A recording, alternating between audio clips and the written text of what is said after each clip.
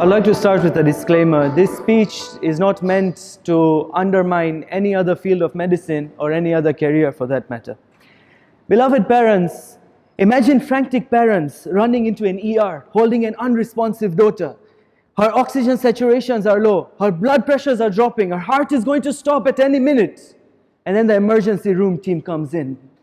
IV fluids are running through 2 cannulas, antibiotics within the first hour, oxygen saturations within 10 minutes, her vitals are stable.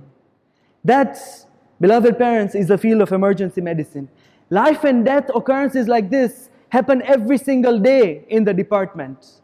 And even though this field is in its infancy in our country, like it happened to me when I was doing my master's, some uncle came to me and told me, "How ana pachi su, tu emergency medicine karva pachi orthopedics karis, ke pediatrics karis," because those are the fields we recognize, right? It is in infancy in our country, but what are the prospects? What are the prospects for emergency medicine in our country? The beauty of it is that it's an expanding field. Yesterday, just yesterday as we speak, KSMC started an emergency residency program, the second one in Tanzania, just yesterday. Aga Khan Hospital has a department, Muimbili has one, Saifi has opened one now, Regency has a plan of opening one, Ibrahim Haji, I spoke to CMB, they told me they want to open an emergency department. The prospects are endless, departments are opening up, the field is being recognized in the country and globally. And beyond that also, it's not just about the hospitals. There is the American Heart Association, there is the Red Cross, there is Doctors Beyond Borders. And if you love it that much, there is Imamia, where you go for ziyarat, you go for Hajj. Take your emergency medicine, go beyond, go and serve everywhere in the world. The prospects are endless, it's just about finding the right ones. And the beauty of it also is because it's an expanding field, you end up being a pioneer of the field rather than just being one amongst many who already exist. Emergency medicine, as a physician of emergency medicine, you need to know all fields. You need to know orthopedics, maternity, pediatrics, medicine, surgery. You need to know all the fields. And you need to be prepared for anything. At any moment, through the door, any case can come in. With knowing and having to be ready and prepared comes an element of safety and security. Because if I have to be prepared for anything, I also have to be safe. I also have to take all necessary precautions. So between me and somebody who's working up there in the ward, who is actually mitigating risks and actually being more safe? I'm using personal protective equipment. COVID-19, I was head to toe. Like I was wearing the net in my head with the mask and with gloves and with the gown and with shoes and every type of thing. Infectious disease prevention, according to a study in Hennepin County, Minnesota, showed that 26% more infectious prevention and control measures are taken in the ER and in the ICU compared to in the wards in a hospital. Let's not talk about only infections. Parents, you are scared, right? India ma to doctors maar khai che bada. Yeah, it is happening. But guess what? Tame kyai bhi maar khai shago. Koi pidel hoy to rasta ma bhi tamne mari shake che. Risks and hazards can happen at any place or in any job. The beauty is, in my department, I have something called a code gray.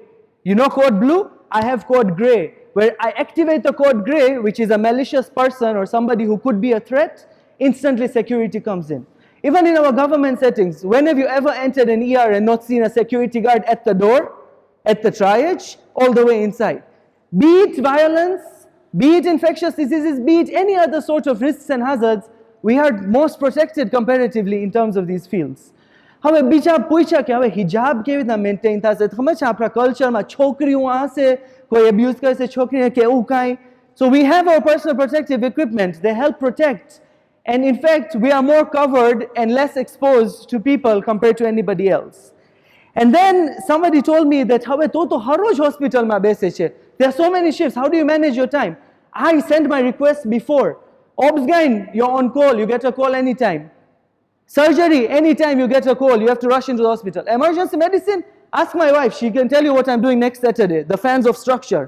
She can tell you what I'm doing next Saturday because I send in my requests, they set my 12-hour shifts.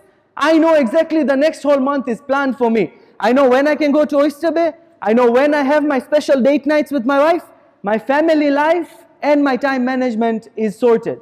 Speaking of family life, if you go with your family to Kunduchi, and there is one of your family members, you know our extended family gatherings, right, and all these outings, one of your family members is about to drown, would you not want to have an emergency physician amongst your people in your own family? Ladies and gentlemen and dear parents, the Almighty says in the Holy Quran in Surah Ma'idah verse 32, whoever saves a life, it's as though he has saved the lives of all humanity. The scenes you see on TV, koi shock mairu ne koi uthi gyu, or somebody opened up an airway with just a pen, that could be your son, that could be your daughter. Remember, take it forward, give them the opportunity, and give them the chance to save a life every day and make you proud every day. Thank you.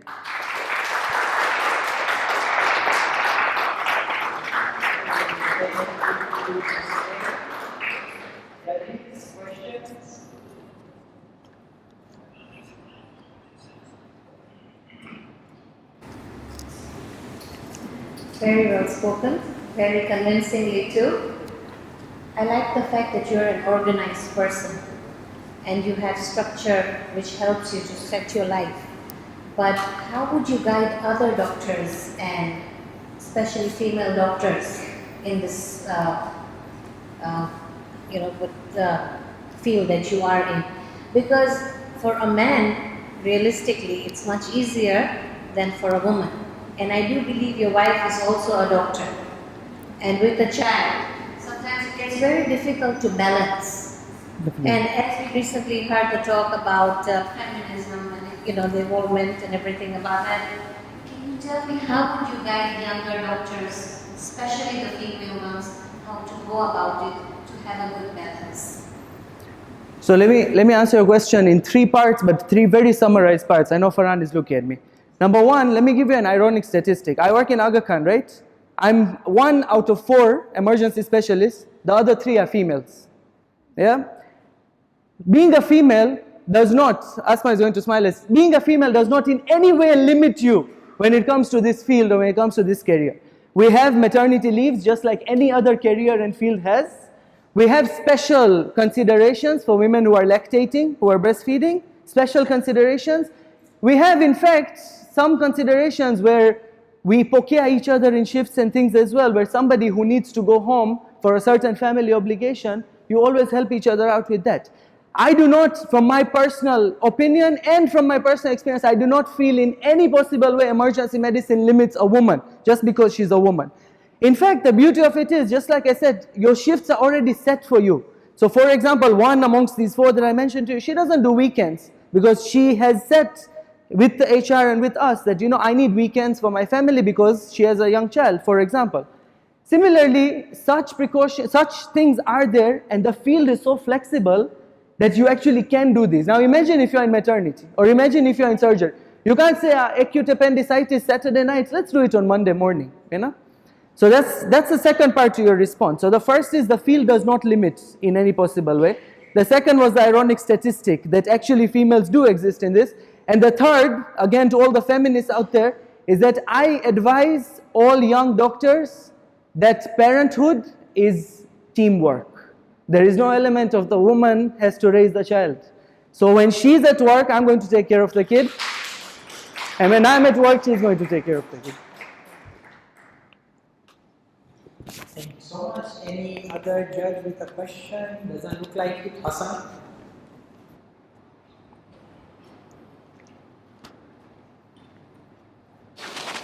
I know that you have to be extremely smart to get into emergency medicine or probably any master's program.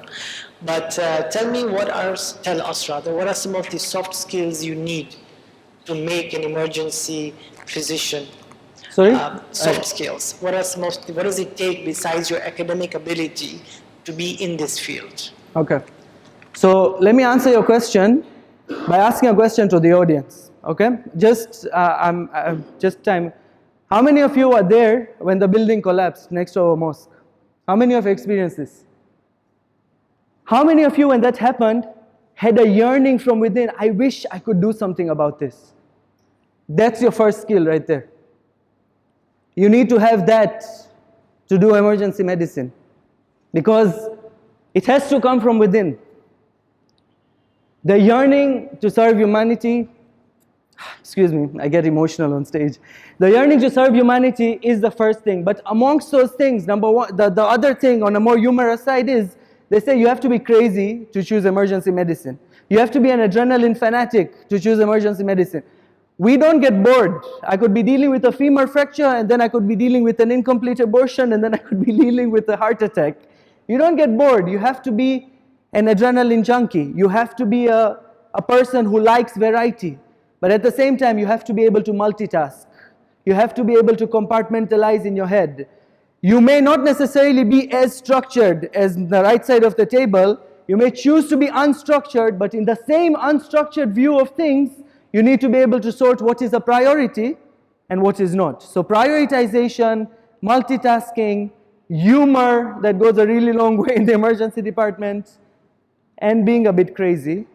Those, I would say, are some of the soft skills off the top of my head.